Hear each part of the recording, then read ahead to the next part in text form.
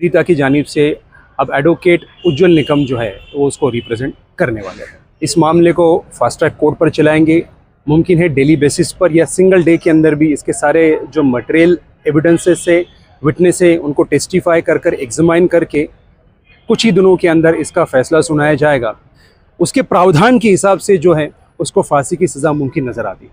Fancy garment Ayesha नगर police station के सामने, हजारखोली, मालेगांव।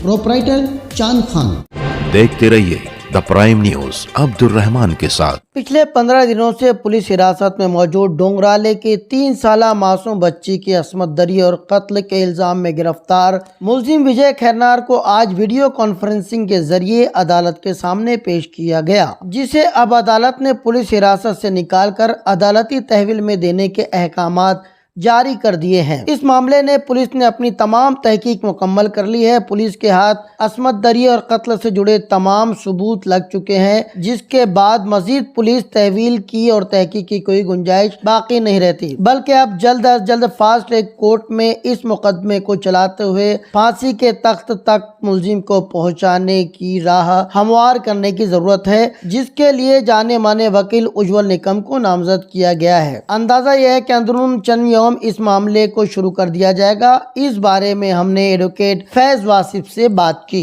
आज आरोपी शेखर उर्फ विजय खैरनार को कोर्ट में 11:38 पर पेश किया गया है। आप सभी जानते हैं कि जब 17 तारीख को पुलिस स्टेशन डायरी 5/2025 के हिसाब से 1:52 पर जब इस एक्यूज को अरेस्ट किया गया, उसके बाद में उसको मुसलसल पीसी मिलते गई है। 17 को जब अरेस्ट किया, उसके बाद में फिर उनको 4 दिन की पीसी दी 20 तारीख तक। फिर 21 नवंबर को उनको रिमांड में लेकर आए, फिर से उनको 27 तक पीसी मिली और 27 से लेके आज तक की उनको पीसी थी। ऑलमोस्ट 15 डेज का पीरियड कंक्लूड हो गया। इस वजह से आज उनको MCR में ट्रांसफ़र किया गया।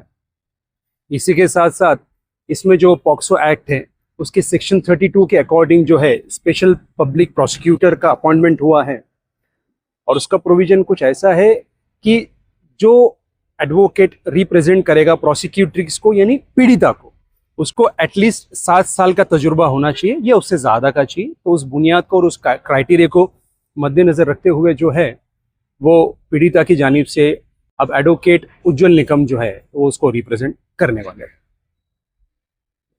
तो जो फास्ट ट्रैक कोर्ट का जो गठन किया गया है, तो अनकरीब जो है वो तेजी से इस मामले को जो है मालेगांव कोर्ट में चलाया जाएगा और उज्जवल निकम तो यहाँ पर आकर आर्गूमेंट करने वाले। बिल्कुल, इस मामले को फास्ट ट्रैक कोर्ट पर चलाएंगे।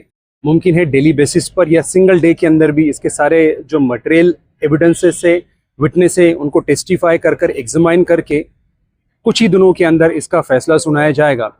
और जो हिसाब से प्रीमा फेसाई एलिगेशंस जो एक्यूज के खिलाफ में नज़र आते हैं और जो इसका रोल नज़र आता है, उसको मद्देनज़र रखते हुए जो सेक्शन 354 सेक्शन 3 जो BN जो CRPC का था, जो अभी सेक्शन 393 सब सेक्शन 3 हो चुका है, उसके प्रावधान के हिसाब से जो है उसको फांसी की सज़ा मुमकिन नज़र आती।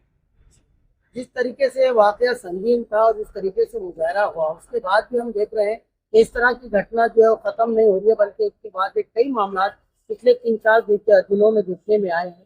3 नए मामला हमारे इल्म में आए हैं। क्या वजह, लोग क्या इस चीज़ को लेकर जो है अब कानून से डरने, जो डर है, जो खौफ है, पुलिस का जो डर खौफ है वो ख़त्म हो गया या समाज में जो अब गिरावट आना शुरू हुई? नशा इसमें सबसे अहम फैक्टर है। इसमें सेक्स के रिगार्डिंग जो तालीम की कमी है, जो इसके कॉन्सिक्वेंसेस है, जो इसके नतीजात है, उसके बारे में लोगों के बीच अवेयरनेस नहीं है। जब आप ये मामले को देखेंगे तफसील से तो पता चलेगा मामला कितना घिनौना, कितना संगीन और कितना दर्दनाक है। तो इस बारे में प्रॉपर एजुकेशन होना ज़रूरी है, नशे को रोक लगाना ज़रूरी है। और जो गुंडागर्दी दिन ब दिन बढ़ती जा रही हैं और जो लोगों का जो एक वहम है कि इस तरीके का जुर्म करने के बाद में भी हम स्कॉट फ्री यानी हमको क्लीन चिट मिल जाएगा और हम आराम से समाज में इस तरीके के फिर से गुनाह रिपीटेडली कर सकते हैं, तो ये गलतफहमी दूर करने की बहुत ज़रूरत है। इसके लिए एक प्रॉपर प्रोग्राम जो है वो गवर्नमेंट को, स्टेट गवर्नमेंट को सेंट्रल गवर्नमेंट के कंसेंट से इंट्रोड्यूस करना चाहिए और एजुकेशन के माध्यम से इस चीज़ को आम करना चाहिए।